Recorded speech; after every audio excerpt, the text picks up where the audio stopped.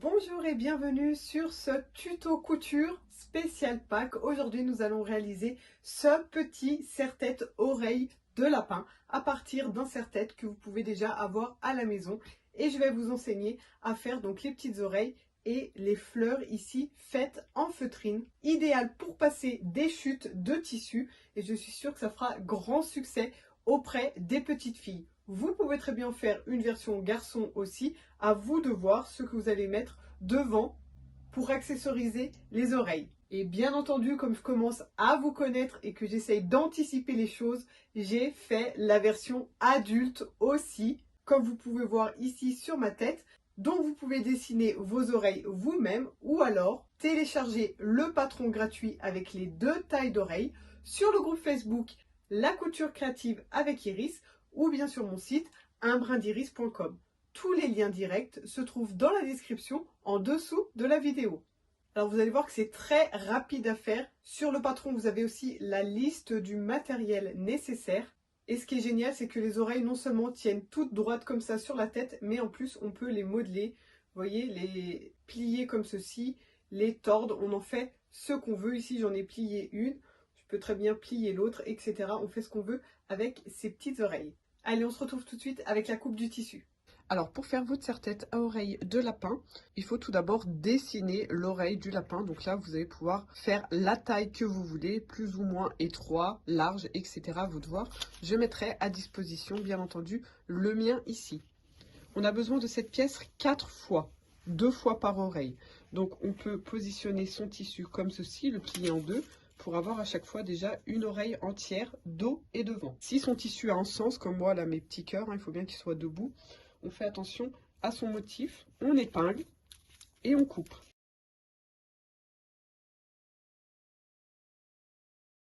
Voilà, on a juste à enlever le papier et on réépingle bien ces pièces qui sont déjà du coup endroit sur endroit. Et on va piquer tout autour ici à 1 cm. Donc là, on fait bien un nœud au début, à la base de l'oreille et ensuite à la fin. Quand on arrive à la pointe ici, au lieu de finir en pointe et de retourner pour aller dans l'autre sens, on peut faire un petit plat de 1 point et ensuite repartir comme ceci. Et je fais pareil pour l'autre oreille. Maintenant, on va dégarnir, c'est-à-dire qu'on va enlever plus de la moitié ici de la valeur de couture afin d'obtenir seulement 3 mm à peine contre la couture ici. Et ici, au bout, on crante comme ceci pour avoir ensuite une jolie pointe. Vous pouvez aussi utiliser un ciseau cranteur si vous en avez un. Ensuite, donc, on les retourne. Et moi, j'ai l'habitude d'utiliser un crochet pour pouvoir pousser tout au bout, avoir une belle pointe sans risquer de déchirer le tissu au bout. Et après, on passe au fer à repasser pour bien aplatir nos deux oreilles. Voilà ce que ça donne au niveau de l'oreille. Donc là, j'ai fait un premier essai et ça fonctionne vraiment très bien. Donc ce que j'ai fait, c'est que j'ai passé un petit fil métallisé. Enfin là, c'est plutôt du plastique. C'est quelque chose qu'on trouve dans le rayon bricolage. J'ai trouvé celui-ci à Weldom. C'est ce qu'il y a à l'intérieur de mes bandeaux vintage. Si vous avez déjà vu ce tuto sur YouTube, le bandeau qui s'accroche comme ceci. Et on peut faire des petits nœuds ou des petites fleurs, etc. On peut le manipuler facilement. Donc c'est la même chose que je vais mettre ici dans l'oreille. Donc au niveau de la taille, il faut que ça fasse toute la taille de l'oreille aller-retour, plus un peu de marge pour que ça dépasse sur le bas et qu'on puisse l'accrocher sur le serre-tête. Voilà, donc là j'ai de quoi faire 2-3 tours de serre-tête. Et là aussi, on peut couper.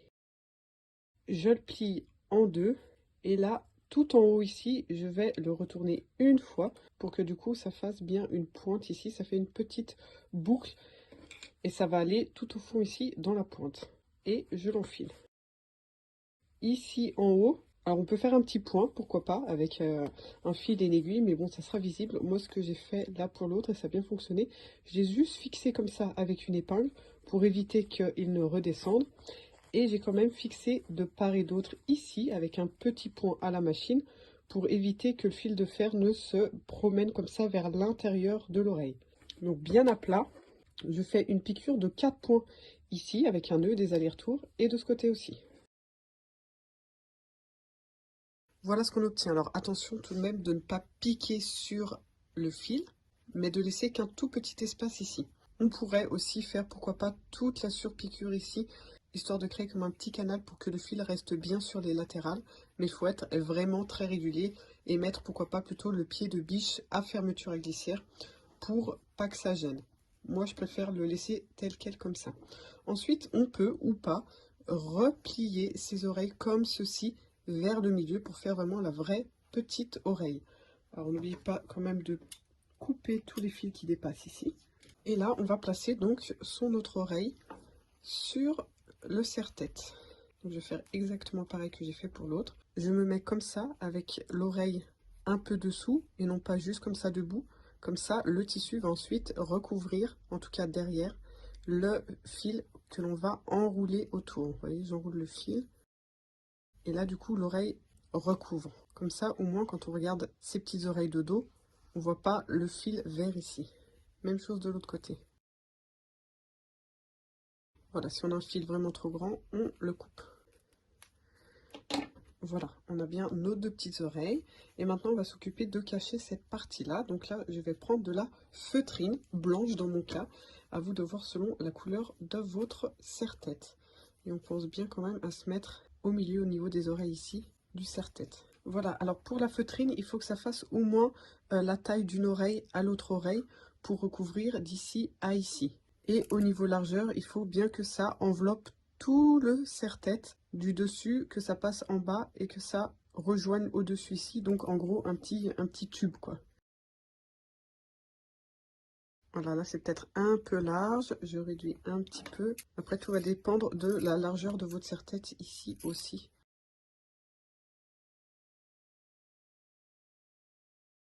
Voilà, et du coup, là, avec un fil et une aiguille, alors on pourrait très bien coller, mais moi je préfère coudre.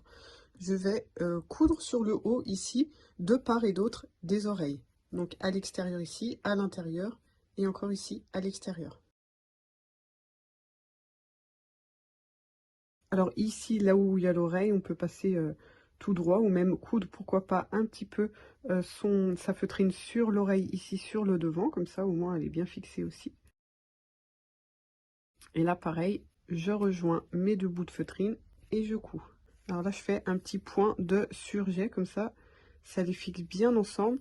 Et ça fait comme une finition de surjet ici sur le dessus. Donc je pique d'un côté de ma feutrine et de l'autre pour prendre les deux bouts. Et dans la boucle formée, je repasse mon aiguille. Je reforme une boucle, je passe l'aiguille dedans, etc. Jusqu'à l'autre oreille. Et là, c'est l'extérieur, c'est la fin. Et je fais un petit nœud ici. Voici ce que ça donne, et là on peut vraiment faire tout ce qu'on veut avec sa petite oreille, lui plier un côté, l'épingle ici on n'en a plus besoin, hein. Voilà, on peut retourner un peu son oreille, on fait vraiment ce qu'on veut, on peut les tordre à souhait, ou les laisser bien droites, à vous de voir.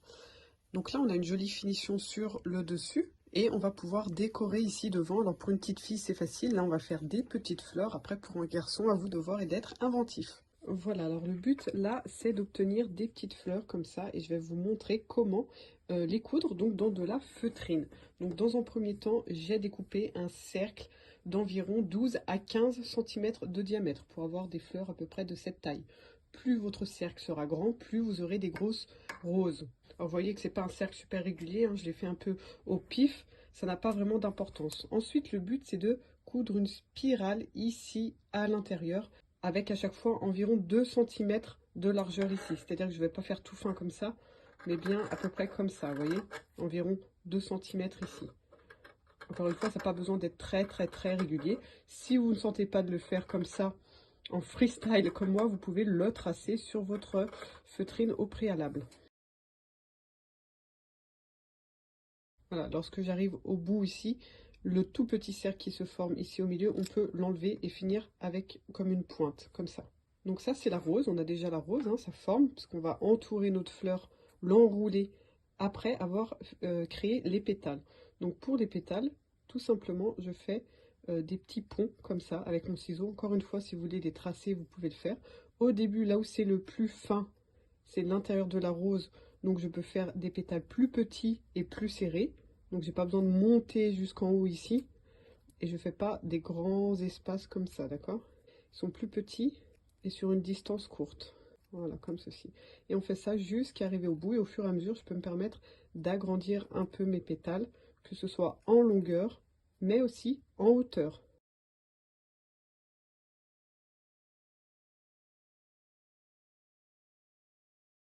Voilà, là j'arrive à la fin. Vous pouvez voir que mes pétales sont beaucoup plus hauts, hein. Vous pouvez voir qu'ils prennent toute la hauteur. J'ai presque pas d'arabe ici au niveau de la hauteur. Et plus large aussi. Voilà, c'est terminé. La partie ici, on n'en a plus besoin. Nous, on garde que notre spirale là. Maintenant, on n'a plus qu'à enrouler. Donc, il faut bien serrer le début ici pour pas qu'il y ait de trous au milieu. Et on tourne ensuite tout autour comme ça. On enroule sa petite rose. Alors, le but, c'est que ici, ça soit bien aligné et que ça reste plat au niveau du dessous de la rose. Ça sera plus simple ensuite pour la coudre dessous et la fixer que si, voilà, ça monte, ça descend, etc. à ce niveau-là. Donc on essaye d'être bien régulier ici, vous voyez, et pas faire une fois en haut, une fois en bas, etc. et que ça soit tout tordu.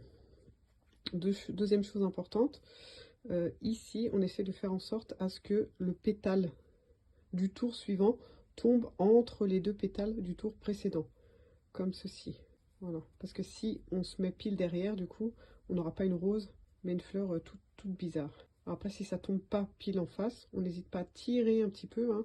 La feutrine, elle se déforme facilement. On peut facilement obtenir un peu plus de mou en tirant dessus comme ça pour qu'elle s'adapte et que chaque pétale tombe dans l'espace du tour précédent. Et on fait ça jusqu'à arriver au bout.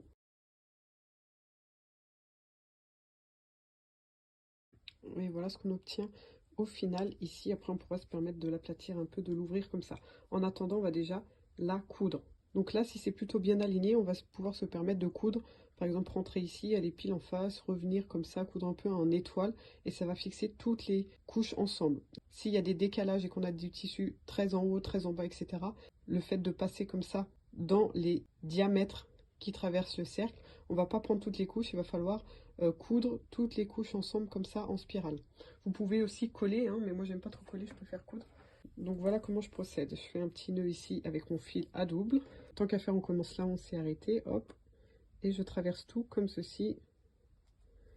Une fois en face, je fais demi-tour. Comme ça, je passe déjà mon aiguille là dans la boucle et on a un nœud. Voilà.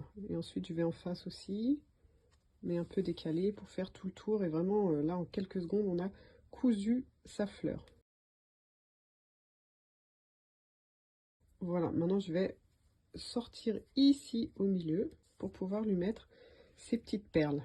Donc là, voilà, je vais en prendre 3. J'ai trouvé ça comme perles ici dans mes affaires. Je repique au centre. Et ensuite, je reviens sur l'endroit ici pour fixer une des perles, une des 3, vu que j'ai un nombre impair. Voilà, je repasse dedans et je repique bien ici au milieu pour aplatir mes 3 perles et faire en sorte qu'elles soient bien disposées en arc de cercle, comme ceci. Voilà, on a terminé notre petite fleur. Ici, je vais rien faire de spécial au niveau du dos, parce que ça va être cousu sur mon petit serre-tête. Mais selon votre projet, sachez-le, ce qui est bien de faire, c'est de couper un petit cercle comme ça dans la feutrine et de venir coudre ce cercle ici, à la main, tout autour. Et ça donne ce genre de finition ici, vous voyez, moi j'en avais fait ici une couronne de fleurs, voilà, pour ma fille. Et donc j'ai passé le ruban ensuite entre ce petit cercle et la fleur. Ça fait une finition nickel de l'autre côté. Ici, je vais juste les coudre, comme ceci, à la main, sur la feutrine ici. Ou alors, vous pouvez, encore une fois, coller à vos doigts.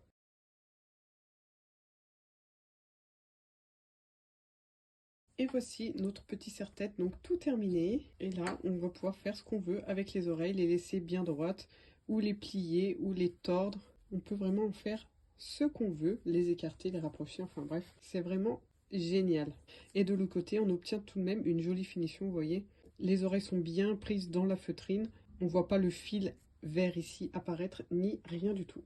Merci d'avoir regardé ce tutoriel. J'espère que tu as pu toi aussi réaliser ton serre-tête oreille lapin pour enfants, pour adultes, pour toute la famille. N'hésite pas à partager tes créations avec moi et les autres irrésistibles sur le groupe Facebook La Couture Créative avec Iris. Un like, un commentaire, ça fait toujours plaisir et ça m'aide à divulguer ma chaîne. Donc si tu as aimé ce tuto, n'hésite pas à le faire et à partager avec tes proches. Si tu n'es pas encore abonné à la chaîne, va vite faire un tour et va voir toutes les autres vidéos que je propose.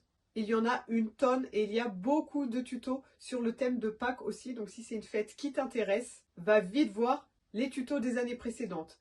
Abonne-toi en cliquant sur le bouton rouge ainsi que sur la petite cloche pour activer les notifications et être au courant des prochains tutos qui sortiront. Merci encore et à bientôt!